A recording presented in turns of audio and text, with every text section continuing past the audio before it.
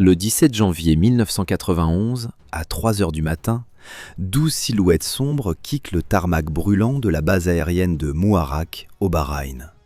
Pas de fanfare, pas de discours. Juste le rugissement sourd de 24 réacteurs qui déchirent la nuit du golfe Persique. Ces 12 avions, que tout le monde considère comme des reliques condamnées, partent frapper le cœur des défenses irakiennes. Personne ne les attend au combat. Et pourtant, ils vont terrifier une armée entière. Le CP-4 Jaguar était officiellement un avion du passé. Ses successeurs étaient en service depuis plusieurs années et les généraux avaient signé ces arrêts de mort administratifs depuis longtemps. Mais cette nuit-là, au-dessus du désert irakien, le vieux fauve allait montrer ce dont il était encore capable. Pour comprendre comment un avion condamné s'est retrouvé au cœur de la plus grande opération aérienne depuis la Seconde Guerre mondiale, il faut remonter au début des années 60. La France et le Royaume-Uni cherchent toutes les deux un avion d'entraînement avancé capable d'assurer des missions d'attaque tactique légère. Les deux pays ont leurs constructeurs, leur tradition industrielle et leur susceptibilité nationale. Mais la logique économique est implacable. Développer seul un tel appareil coûte une fortune et aucun des deux pays ne peut se le permettre à cette époque de rigueur budgétaire. En 1966, British Aircraft Corporation et Breguet Aviation signent l'accord fondateur de la CP-4, la Société européenne de production de l'avion d'école de combat et d'appui tactique. C'est la première grande coopération aéronautique franco-britannique de l'histoire. La répartition du travail est rigoureusement équilibrée. Breguet prend en charge la pointe avant et le fuselage central, tandis que British Aircraft Corporation s'occupe des ailes, de l'empennage et du fuselage arrière. Les deux réacteurs Adour, développés conjointement par Rolls-Royce et Turbomeca, symbolisent parfaitement cette alliance. Un cœur franco-britannique pour un avion franco-britannique. Le premier prototype décolle en septembre 1968 depuis Istres. Les pilotes d'essai sont immédiatement frappés par la vivacité de l'appareil. Le Jaguar est agile, nerveux, réactif. Ces réacteurs lui permettent d'atteindre Mach 1,6. Son plafond opérationnel dépasse 13 000 mètres et son rayon d'action de 1600 km en fait un outil redoutable pour les missions de frappe en profondeur derrière les lignes ennemies. Dès les premières années du programme, une tension profonde apparaît entre les deux partenaires. La France veut un avion robuste, simple à maintenir, capable d'opérer depuis des pistes sommairement aménagées en terrain adverse. Le Royaume-Uni veut un appareil bourré d'électronique de pointe, conçu pour survivre dans l'environnement de défense aérienne ultra dense de l'Europe centrale. Cette divergence donne naissance à deux variantes qui partagent la même cellule, mais incarnent deux philosophies de combat radicalement différentes. La version française, désignée Jaguar A, entre en service avec l'armée de l'air en 1973. Elle est équipée de canons DEFA de 30 mm et peut emporter missiles air-sol à guidage laser, missiles air-air et missiles anti-radar. 160 exemplaires sont livrés, équipant jusqu'à 9 escadrons au plus fort de sa carrière opérationnelle. La version britannique, le Jaguar GR1, entre en service avec la Royal Air Force en 1974. Son avionique est nettement plus sophistiquée. Le système NAVWAS fournit en temps réel des données précises de navigation et de désignation d'objectifs. Ces canons Aden de 30 mm sont complétés par des missiles AIM-9 Sidewinder. La Royal Air Force commande 203 exemplaires. L'appareil remplace le F-4 Phantom dans le rôle de frappe à basse altitude.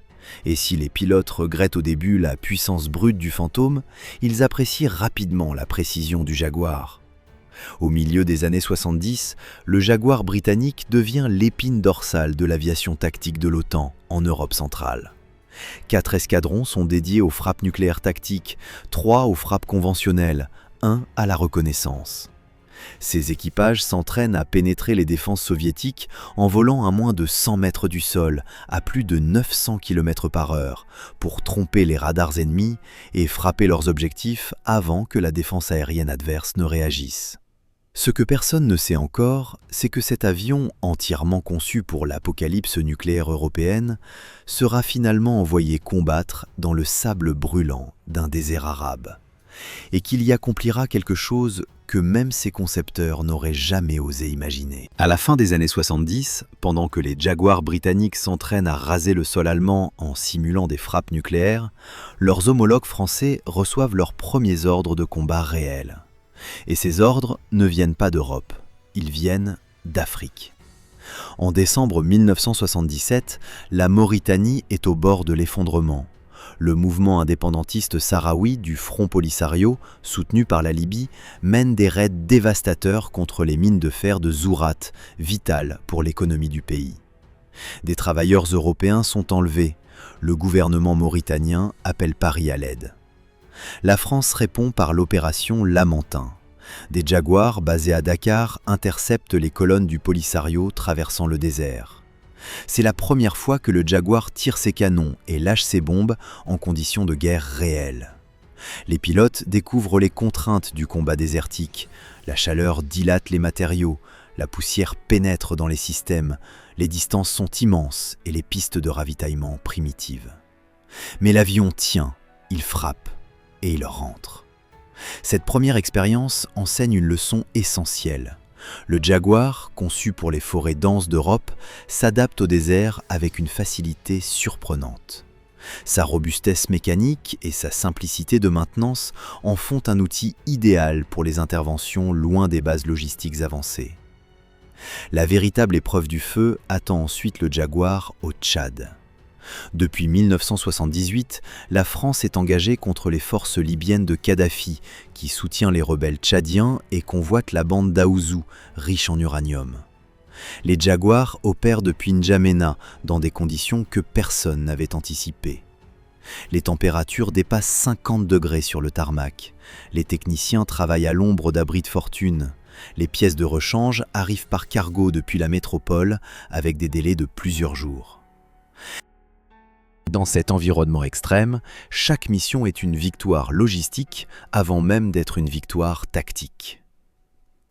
En 1983, lors de l'opération Manta, les Jaguars frappent des colonnes blindées libyennes progressant vers le sud, détruisent des dépôts de carburant et neutralisent des positions d'artillerie. Face à eux, les Libyens disposent de missiles sol-air soviétiques SA-6 et SA-9. Les pilotes français adaptent en permanence leur trajectoire d'attaque pour éviter ces systèmes, jouant sur la vitesse et la surprise. En 1986, lors de l'opération Épervier, les Jaguars vont encore plus loin. Ils frappent directement la base aérienne libyenne de Wadi Doum, radar neutralisé, installation de commandement détruite, avions soufflés sur leur parking. Ces frappes de précision, menées à basse altitude, neutralisent des capacités militaires entières en quelques minutes. Le Jaguar vient de démontrer qu'il peut détruire des infrastructures militaires modernes avec une efficacité redoutable, même avec des moyens limités. Ces années africaines forgent une réputation solide. Le Jaguar n'est pas l'avion le plus rapide ni le plus puissant de sa génération. Mais dans la chaleur, la poussière, loin des bases confortables, avec peu de moyens, il fonctionne quand les autres renoncent. Cette fiabilité est précisément ce que les généraux français retiennent en août 1990, quand le téléphone sonne à l'état-major. Outre-Manche, la situation du Jaguar britannique est bien différente et nettement plus sombre. Dès le milieu des années 80, l'arrivée du Panavia Tornado dans les escadrons de la Royal Air Force signe le début du déclin. Le Tornado est plus rapide, plus lourd en armement, doté d'une avionique de génération supérieure. Il peut pénétrer à ultra basse altitude de nuit, par tous les temps, en mode automatique. Face à ces capacités, le Jaguar paraît soudain obsolète. Les escadrons se réduisent un par un. Les pilotes expérimentés sont transférés sur Tornado. Les budgets de maintenance du Jaguar diminuent. En 1989, il ne reste plus que 3 escadrons à RAF Coltishall dans le Norfolk, le 6e, le 41e et le 54e. L'avion est officiellement en phase de retrait progressif, et tout le monde à Coltishol le sait. Le 2 août 1990, les chars irakiens franchissent la frontière du Koweït à l'aube. En quelques heures, le petit émirat est submergé. Dans les couloirs du ministère de la Défense à Londres, une question urgente se pose. Quel avion d'attaque peut être déployé dans le golfe Persique dans les prochains jours?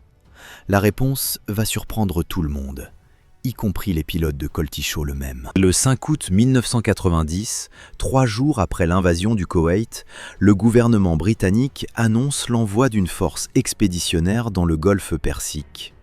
La décision est prise dans l'urgence absolue. Les Tornado GR1 constituent la colonne vertébrale des forces d'attaque britanniques, mais leur déploiement complet exige du temps. Il faut quelque chose capable de décoller dans les prochains jours, opérationnellement prêt dès maintenant pour dissuader Saddam Hussein de pousser ses colonnes blindées vers l'Arabie Saoudite. Quelqu'un à Whitehall pointe son stylo vers les 3 escadrons survivants de RAF Coltishol. L'avion que tout le monde voulait retirer du service allait devenir la première réponse armée de la Grande-Bretagne. À Coltishol, la nouvelle tombe comme un coup de tonnerre. Les pilotes du 6e escadron, du 41e et du 54e apprennent qu'ils partent au combat dans un avion que le ministère de la Défense considère officiellement comme en fin de vie. La réaction est mélangée, incrédulité, fierté professionnelle et inquiétude réaliste face à ce qui les attend dans le Golfe. Car l'Irak de 1990 n'a rien à voir avec les théâtres africains. C'est la 4e armée du monde, avec l'un des réseaux de défense aérienne les plus denses de la planète. Des missiles sol-air SA-2, SA-3, SA-6, SA-8, SA-9, SA-13 et Roland couvrent l'ensemble du théâtre d'opération. Des milliers de canons antiaériens complètent ce dispositif meurtrier à travers tout le Koweït et le sud de l'Irak. Envoyer un avion conçu dans les années 60 percer ce rideau de feu relève sur le papier de la folie. Alors, on travaille. À Coltishol, les techniciens se relaient jour et nuit pendant plusieurs semaines pour transformer les Jaguars. Chaque appareil reçoit une peinture sable, le camouflage vert et gris disparaît. Des rails supraalaires sont installés pour les missiles AIM-9 Lima Sidewinder. Des nacelles de brouillage électronique sont montées sous les ailes. Des lanceleurs thermiques et distributeurs de paillettes radar sont ajoutés pour tromper les missiles guidés. Les pare-brises reçoivent un film d'or pour réduire la signature thermique face aux missiles à infrarouge. Les réacteurs Adour sont remplacés par des versions aux performances améliorées. Des matériaux absorbants radar sont appliqués sur certaines sections de la cellule. Ces transformations, réalisées en quelques semaines, font de ces 12 vieux fauves des prédateurs adaptés au désert. Le 11 août, les 12 Jaguars décollent de Coltishol, ravitaillés en vol par des VC-10 sur les longues heures de transit vers le Golfe. Ce sont les premiers avions d'attaque britanniques à arriver dans la région, avant même les Tornado, présentés depuis des années comme leurs remplaçants légitimes. Ce déploiement ultra rapide envoie un signal clair à Bagdad. Selon des témoignages recueillis après la guerre, cette présence immédiate contribue à freiner toute velléité d'extension de l'offensive irakienne vers l'Arabie Saoudite. Le détachement, officieusement baptisé les Desert Cats, est basé à Muharraq, au Bahreïn. À sa tête, le Wing Commander William Pixton, surnommé Billy P. Pixton ne gouverne pas par l'autorité verticale, mais par le consensus et la confiance. Avant chaque décision tactique importante, il réunit ses pilotes, expose les options et débat ouvertement avec eux. L'ancien pilote Mike Rondeau témoignera que l'objectif de Pixton était énoncé clairement dès le premier jour, ramener autant d'hommes et d'avions qu'à l'aller. Pas de gloire inutile, pas de risque gratuit. Pendant les mois d'attente, une question tactique fondamentale divise les états-majors. Le plan initial prévoit que les Jaguars opèrent à très basse altitude, doctrine héritée de l'entraînement OTAN pour pénétrer les défenses soviétiques. Mais dans le désert plat du Koweït, voler à très basse altitude signifie s'exposer aux milliers de canons antiaériens légers dispersés partout. Les lourdes pertes des tornados opérant à basse altitude dans les premiers jours de la guerre confirmeront cette crainte de façon brutale et définitive. L'arrivée de moyens américains modifie le calcul. Les États-Unis déploient des avions spécialisés dans la suppression des défenses aériennes, des systèmes de guerre électronique puissants et des AWACS qui surveillent l'intégralité du ciel en temps réel. Avec ce parapluie électronique, opérer à moyenne altitude devient non seulement possible, mais franchement préférable. Ces fauves officiellement condamnés vont devoir se réinventer une nouvelle fois. Et la nuit du 17 janvier 1991 approche désormais à grands pas. Le 17 janvier 1991, à 3 heures du matin, le squadron leader Mike Gordon prend la tête de la première formation de Jaguar en direction du Koweït. La cible, une caserne de l'armée irakienne dans le territoire occupé. En approche, la WACS confirme que le ciel est dégagé de toute menace aérienne. Les pilotes basculent en piqué à 60 degrés, lâchent leurs bombes de 1000 livres et reprennent de l'altitude avant de rentrer à Muharraq sans avoir essuyé le moindre tir ennemi. La nouvelle doctrine fonctionne exactement comme prévu et le Jagdet va maintenir cette approche à moyenne altitude sur toute la durée du conflit. Le lendemain, la météo cloue les appareils au sol. La mission de Pixton contre des positions de la garde républicaine est annulée. Pour les pilotes, cette journée d'attente est presque aussi éprouvante que le combat. L'adrénaline sans exutoire, la conscience permanente que les Irakiens utilisent chaque heure pour renforcer leur position et déplacer leurs équipements les plus précieux hors de portée. À partir du 19 janvier, le Jagdet adopte un rythme opérationnel brutal. 4 jours de mission consécutifs, 1 jour de repos, puis à nouveau 4 jours. Les pilotes se lèvent avant l'aube, reçoivent leur briefing dans la chaleur étouffante des abris, volent parfois 2 sorties dans la même journée et débriefent tard dans la nuit. Les équipes de maintenance travaillent en continu pour maintenir les 12 appareils disponibles.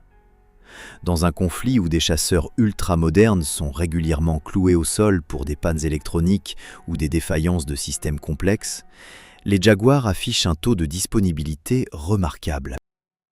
Selon le témoignage de Mike Rondeau, recueilli après la guerre, les pilotes ont volé en supersonique avec la totalité des emports extérieurs, soumis les réacteurs à des régimes hors normes et infligé à la cellule des contraintes structurelles que les manuels interdisaient formellement. Les Jaguars ont encaissé sans broncher. Les missions de bombardement en piqué deviennent la signature tactique du Jagdet. Les formations arrivent à 9000 mètres au-dessus de l'objectif, exécutent un tonneau pour plonger à 60 degrés, lâchent leurs bombes de 1000 livres et reprennent de l'altitude. Elles volent serrées pour saturer les défenses ennemies sur une fenêtre de temps très courte, minimisant ainsi l'exposition au tir sol-air. Une règle absolue s'applique à chaque sortie, sans exception. Aucun pilote ne re-attaque un objectif lors du même passage. Les canons ne sont jamais utilisés au sol et tout obus non explosé est largué dans le désert avant l'atterrissage. Cette discipline stricte imposée par Pixton contribue directement à la survie de l'ensemble du détachement. Le 26 janvier, les Jaguars reçoivent une mission particulièrement délicate.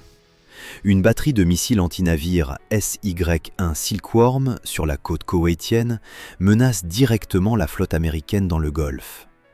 Mais l'objectif réel va bien au-delà de la simple neutralisation. Les planificateurs américains ont conçu une vaste opération de déception pour faire croire aux Irakiens qu'un débarquement amphibie des Marines est imminent sur les côtes du Koweït.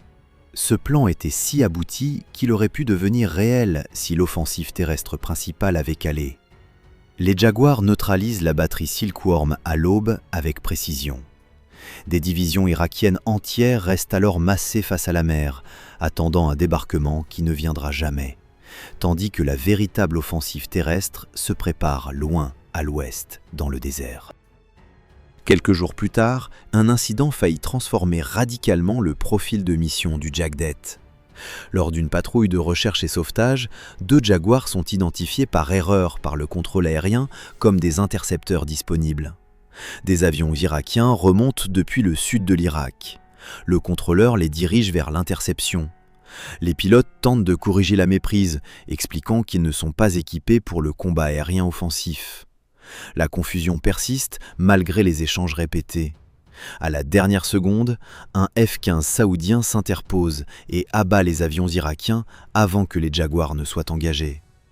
Les Desert Cats rentrent à Muharraq avec la conviction que leurs chances restent bien solides. Des Jaguars équipés de nacelles de reconnaissance photographique effectuent également des missions régulières au-dessus du Koweït et du sud de l'Irak, fournissant aux planificateurs alliés des images précieuses pour évaluer les dégâts et affiner les frappes suivantes. Fin janvier, la marine irakienne est neutralisée. Les Jaguars se concentrent sur l'interdiction du champ de bataille. Colonnes blindées en mouvement, dépôts de munitions, carrefours logistiques essentiels. Le vieux fauve, condamné par les bureaucrates de Whitehall, encaisse tout ce qu'on lui demande et continue de frapper. Le 28 février 1991, le cessez-le-feu entre en vigueur. En 43 jours de guerre aérienne, les 12 Jaguars du Jagdet ont effectué 618 sorties individuelles contre les forces irakiennes, accumulant près de 1000 heures de vol au combat. Les pilotes ont largué 750 bombes de 1000 livres et tiré près de 10 000 obus de 30 mm. Aucun appareil n'a été perdu, aucun pilote n'est mort. Ces chiffres méritent d'être replacés dans leur contexte. Pendant cette même période, les Jaguars ont représenté moins d'un sixième des avions d'attaque rapide déployés par la Royal Air Force dans le Golfe. Mais ils ont assuré près d'un tiers de l'ensemble des sorties offensives britanniques.